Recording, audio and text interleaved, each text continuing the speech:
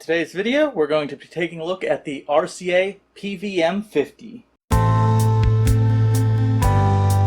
We review all technology from games to all PCs, and don't forget the toys. Don't get ancient electronics. We cover it all.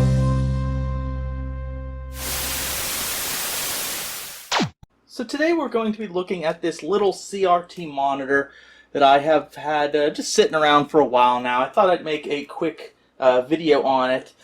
So this is from 1986. This is from RCA, and it is the RCA, I'll do the air quotes, PVM 50. I had a friend, the friend who gave this to me told me in his mind it was kind of a poor man's PVM. I'm not sure how professional video monitor-y it is. To me, it just seems like a portable color TV from 1986. I don't really see anything PVM about it, but we'll take a look at it.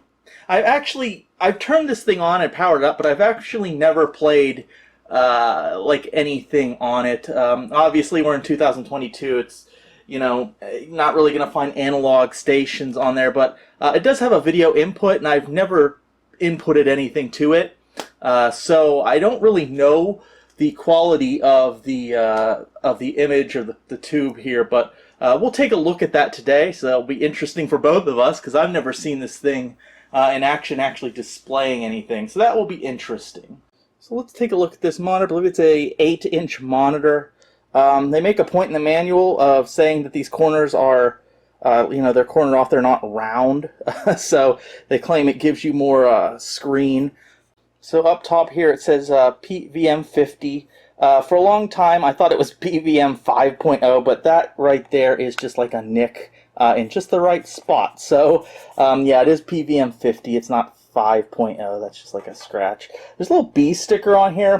My friend had another one that had the A sticker, so I guess this was used in some kind of capacity that the former users, differentiated them A and B. Here is the monitor.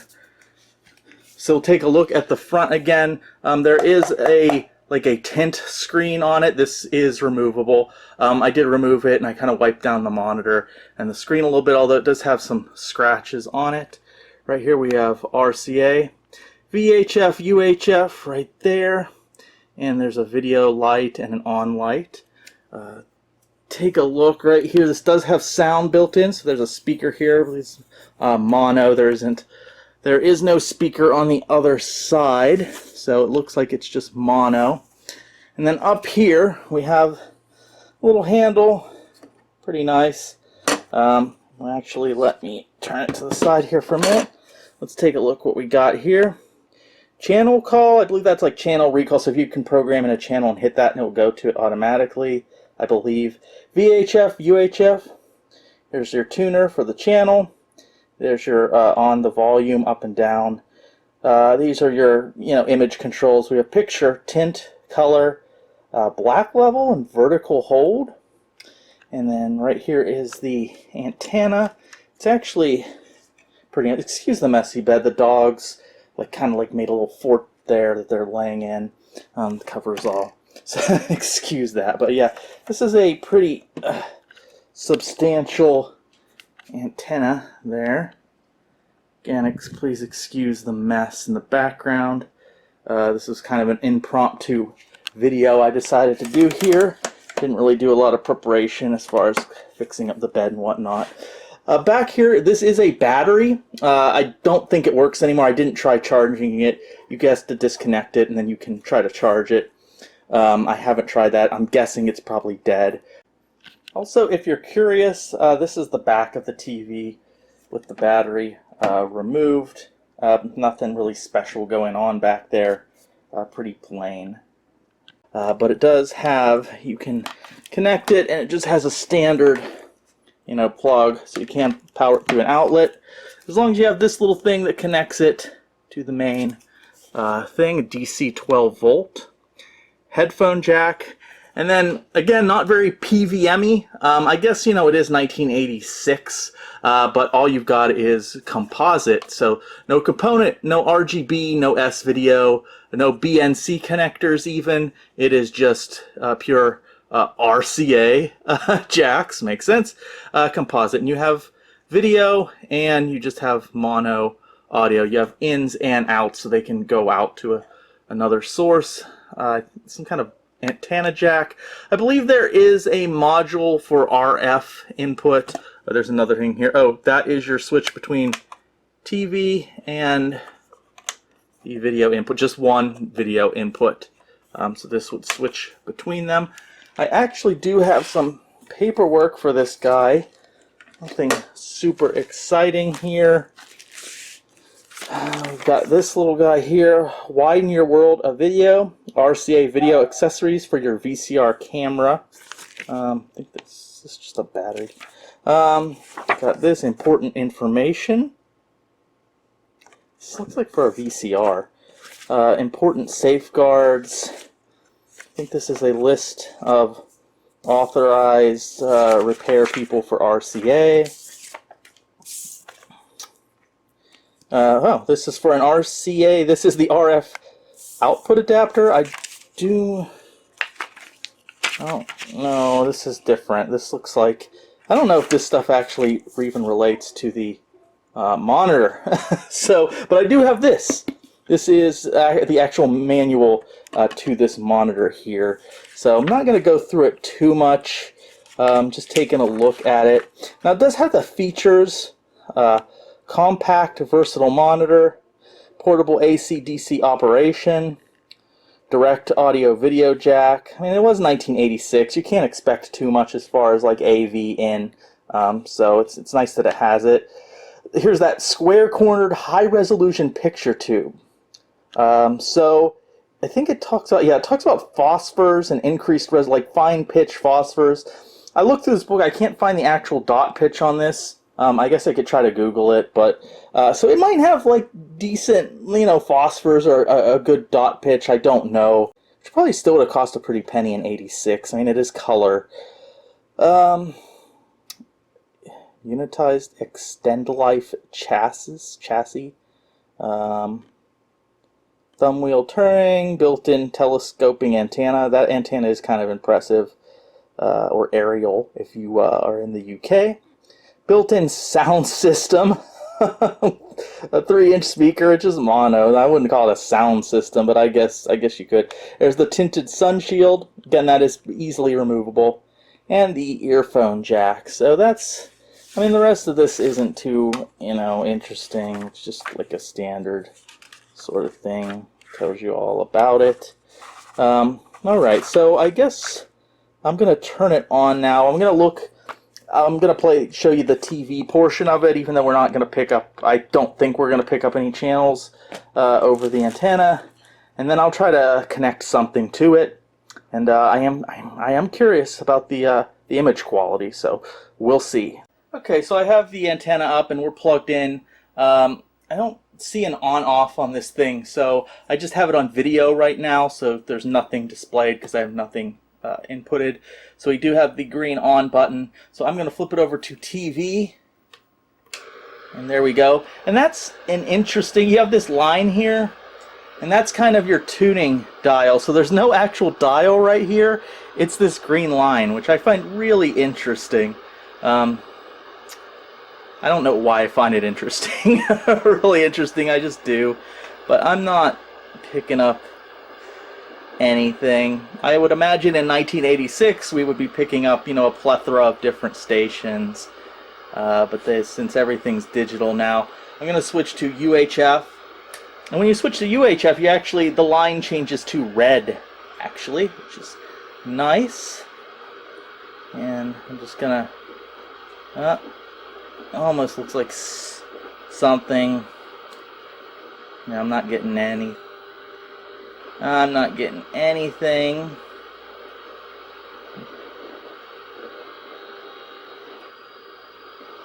Nothing. Whoop. I remember.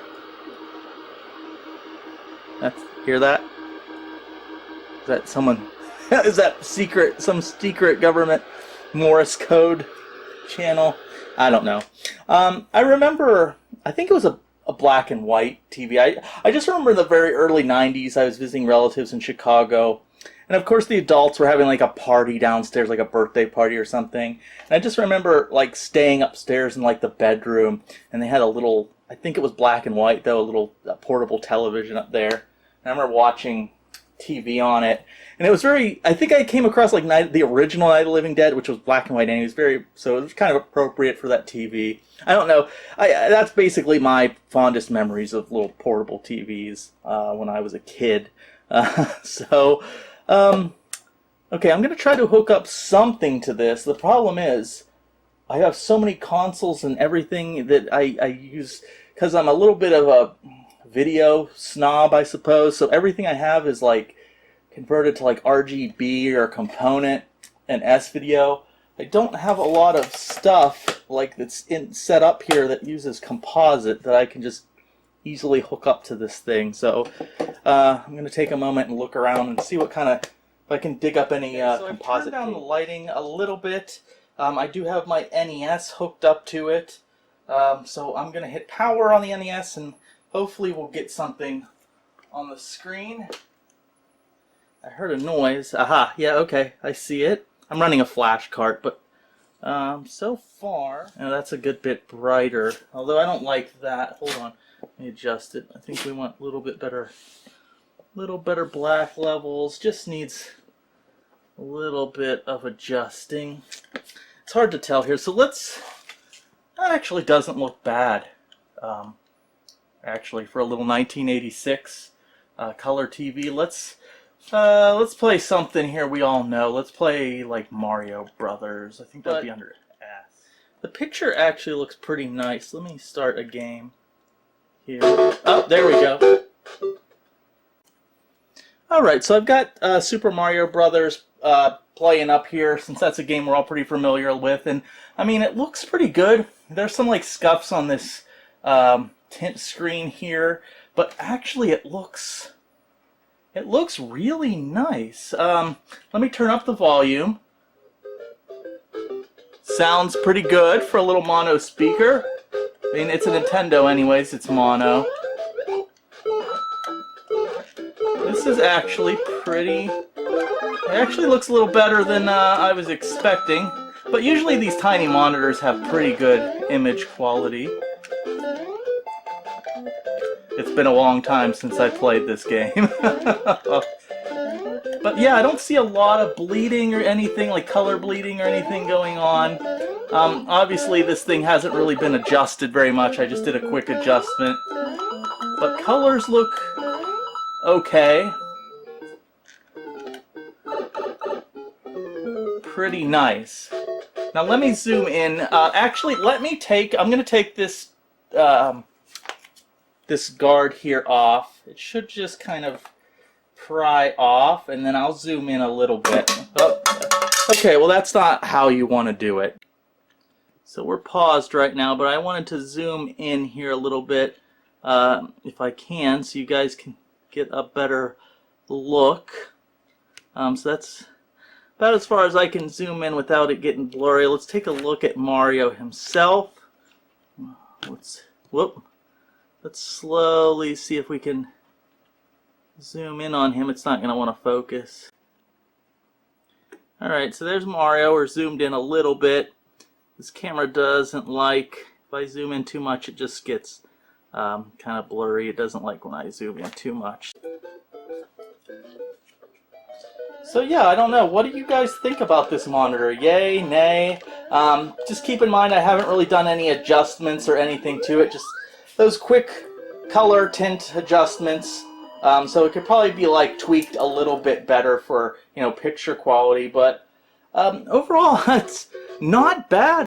Unfortunately, I don't have any of those 8-inch Sony PVMs to compare it with. I'm not even sure what kind of inputs are on those little PVMs. Maybe they're composite only as well. I can't recall off the top of my head. I've never really found a need to pick one up. Like I said, this one was given to me. But what do you guys think? I didn't want to forget to show the bottom of this too. So on the bottom there's this little thing that pops up, so it's like a stand, so you can stand it up a little bit. That's nice. And then right here we have our tag here, 17 watts, PVM 050, July 1986. There's our serial numbers. So RCA Corporation, Indianapolis. So very nice. And here it is on a little table here, just to show it with the stand.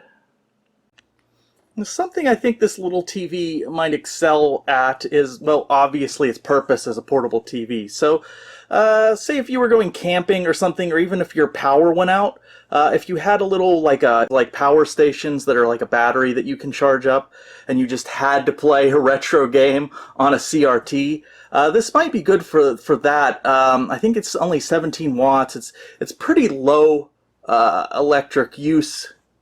The electric usage on this monitor is fairly low. I'm sure, you know, a modern LCD that's a little bit bigger probably might be more efficient. But if you have to play on a CRT like this paired with like an NES or something, you might get a couple of hours of use out of like a half-decent power station. You know, if you had to play your retro games on a CRT during a power outage, I'm sure there's probably better things you might want to save that power for during an outage.